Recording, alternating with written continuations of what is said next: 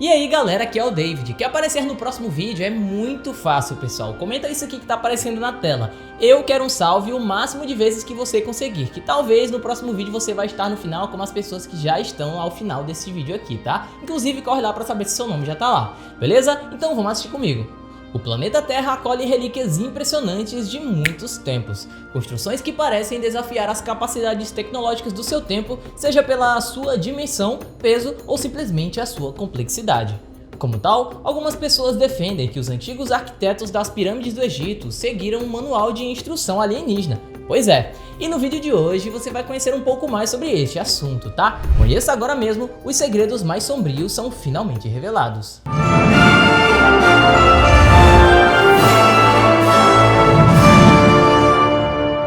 A Ilha de Hashima. Bom, existe um local lá no Japão que foi apelidado de Ilha Fantasma. Trata-se da Ilha de Hashima, um local totalmente abandonado no sul do país, uma entre as mais de 500 ilhas não habitadas de Nagasaki. O local é bem pequeno, pessoal, e através de uma simples imagem aérea é possível ver toda aquela ilha, que causa espanto com suas construções antigas de concreto com ar mórbido. Bom, antigamente, até os anos de 1970, o local era habitado por trabalhadores de uma mina de carvão. Abandonada lá pelo oceano, pessoal, também chamada de Gunkanjima, era uma propriedade privada da Mitsubishi desde 1890, quando começaram aí as extrações das minas submarinas. A capacidade de produção no local era tão relevante que o primeiro edifício de concreto em larga escala do país foi construído lá em 1916. Era uma locação para trabalhadores. Na década de 1950, auge daquela cidade, mais de 5.000 japoneses moravam naquela pequena ilha. Porém, a partir dos anos de 1960, com a progressiva substituição do carvão pelo petróleo como matriz energética japonesa, muitas minas começaram aí a serem fechadas. Pois é, levando assim à decadência do local. Em 1974, então foi anunciado o abandono dos projetos de mineração em Hashima, que foi rapidamente evacuada pela Mitsubishi. Desde então o local entrou para a história com a fama de fantasma, que por muito tempo era sequer acessível. Até hoje, a ilha não possui nenhum habitante, causando assim meio que um desconforto com suas estruturas realmente fantasmagóricas. Por seu passado característicos singulares, foi protocolado na década passada um pedido oficial para transformar a ilha em Patrimônio Mundial da Humanidade curado pela Unesco. Maior máquina do mundo. Criada pela tradicional empresa alemã chamada Krupp, a Bagger 288 não é só o maior veículo terrestre do planeta, como também uma das maiores obras de engenharia móvel já realizada pelo homem. Tem 96 metros de altura, equivalente a um edifício de cerca de 32 andares. Pesa 45,5 toneladas, superior a mais de 3.000 ônibus lotados e empilhados um em cima do outro. Mede cerca de 240 metros de um lado a outro, mais ou menos aí 2 campos de futebol. Com toda essa grandeza, pessoal, a escavadeira parece uma legítima obra alienígena. Inicialmente ela custou cerca de 100 milhões de dólares e demorou 10 anos para ser construída, e isso somando-se o tempo de planejamento e execução. A empresa responsável pelo projeto é a mesma que atuou no desenvolvimento de tanques e outros tipos de maquinário bélico durante a Primeira e Segunda Guerras Mundiais, o que explica aí o sistema de propulsão formado por 3 grupos de 4 trilhos.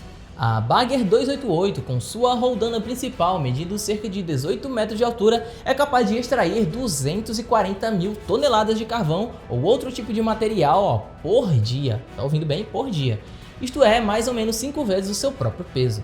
Além disso, pode ser operada por apenas 5 trabalhadores bem instruídos. Entretanto, galera, com essa dimensão extraordinária, a velocidade de movimento é mas bem lenta, cerca de 10 metros por minuto. Pois é, na sua última grande viagem, em 2001, o veículo demorou cerca de 3 semanas para cruzar 22,5 km e chegar ao seu novo destino, né?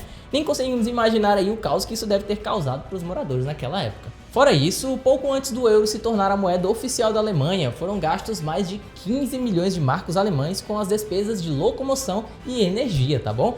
A gigantesca máquina requer quase 17 megawatts por dia para funcionar, ou seja, uma energia suficiente para abastecer uma cidade com cerca de 10.000 moradores. Porém, galera, mesmo com essa enorme logística, o custo-benefício, de acordo com o Krupp, é bem real, tá? A escavadeira não tem previsão de parar de funcionar e deve trabalhar aí dia e noite por pelo menos mais 100 anos da sua extração de carvão e outros tipos de minérios. Devido à sua grande magnitude e aparência medonha, a peça faz parte da cultura popular alemã e também tem uma música dedicada especialmente para ela. Na inspirada letra, pessoal, Bagger é citada aí como a salvadora da humanidade e aquela que pode combater robôs e até Godzillas. A morte do robô Opportunity. Depois de mais de 800 tentativas da retomada do contato com o robô Opportunity, a NASA, ou Agência Espacial Norte-Americana, anunciou em 2019 o final da missão em Marte. Pois é, apelidado de simplesmente OP, ele passou 15 anos explorando a superfície marciana. O robô meio que morreu após uma tempestade de poeira que durou vários e vários meses, tá bom? Escurecendo aí a atmosfera de todo aquele planeta e impedindo que os painéis solares do OP meio que ressecassem as suas baterias. Na verdade, recarregassem, desculpa. A última comunicação com a Opportunity foi feita no dia 10 de junho de 2018. As tentativas subsequentes da NASA não tiveram nenhuma resposta. O robô teve uma longevidade inesperada, tá? Visto que a previsão inicial da agência espacial era de uma missão de 90 dias, durante os quais ele percorria 1 km. Ele chegou ao planeta em 24 de janeiro de 2004. O OP não só superou em mais de 14 anos a sua previsão, como estabeleceu em um recorde extraterrestre. Foi o que mais viajou em solos estrangeiros, tendo rodado cerca de 45 km em solo marciano. O local de despedida do Opportunity foi chamado de Vale da Perseverança, lugar meio que apropriado para esse momento, segundo a NASA, claro. O Opportunity teve um companheiro de missão em seus primeiros anos de Marte, o robô Spirit. Gêmeo do OP, ele chegou ao planeta 20 dias antes, mas encerrou a sua missão depois de 6 anos. Extraterrestres. Nos arredores do Cairo, em Gizé, erguem-se aí no deserto as mais célebres pirâmides do Egito, que com certeza você já deve ter ouvido falar porque eu já falei delas aqui cansavelmente para vocês. Incansavelmente, na verdade. Construídas há mais de 4.500 anos, as pirâmides de Gizé são túmulos imponentes onde eram sepultados os antigos faraós e rainhas do Egito. Mas como é que os egípcios construíram as pirâmides? Pois é, a grande pirâmide compõe-se de milhões de pedras talhadas com precisão que pesam no mínimo 2 toneladas cada uma, tá? Lembrando que cada uma pesa no mínimo 2 toneladas. Até mesmo hoje, com todo o equipamento de construção e graus ao seu dispor, seria um desafio muito grande construir algo tão grande como uma pirâmide do faraó de Khufu. E há ainda a configuração astronômica das pirâmides, que se diz estarem aí alinhadas com as estrelas da constelação de Órion. De idêntico modo, os teóricos dos alienígenas destacam frequentemente o excelente estado de conservação dessas 3 pirâmides por comparação com estruturas semelhantes erguidas séculos mais tarde, tá bom? Desconsiderando aí todo o trabalho de preservação desenvolvido ao longo dos últimos séculos. Serão as pirâmides do Egito artefatos de extraterrestres? Será mesmo que as pirâmides abrigam estes seres? Vida na Antártida.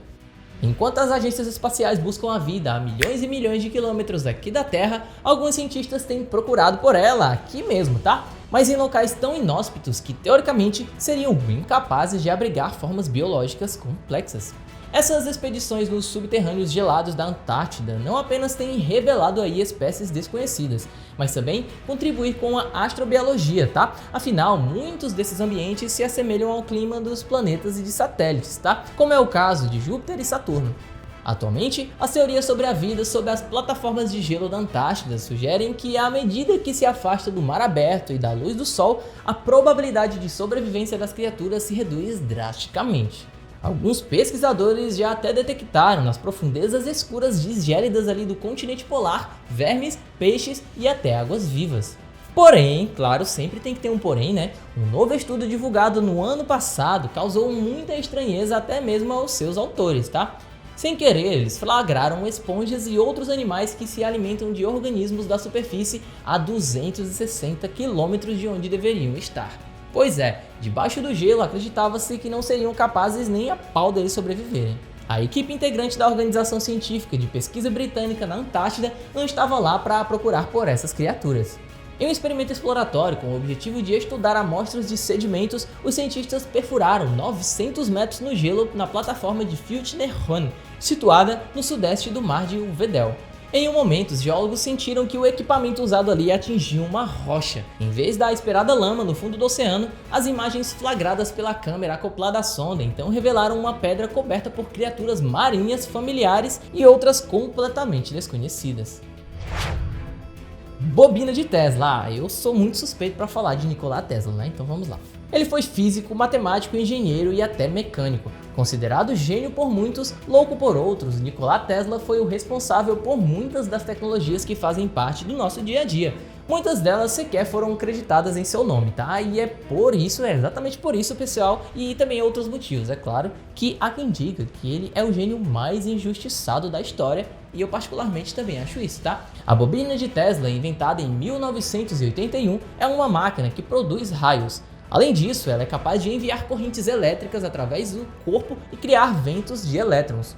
Conforme o site do Top 10, Tesla desenvolveu esta bobina, pois estava obcecado ali pela ideia de alimentação de cidades com a energia sem fio. Cara, já imaginaram se isso tivesse virado até hoje, cara? Pois é, pessoal. Hoje a bobina de Tesla é utilizada principalmente para entretenimento e pode ser vista em centros e museus de ciência. Ela foi muito importante para ajudar os engenheiros a compreender a natureza da eletricidade e também como manuseá-la, como usar a energia.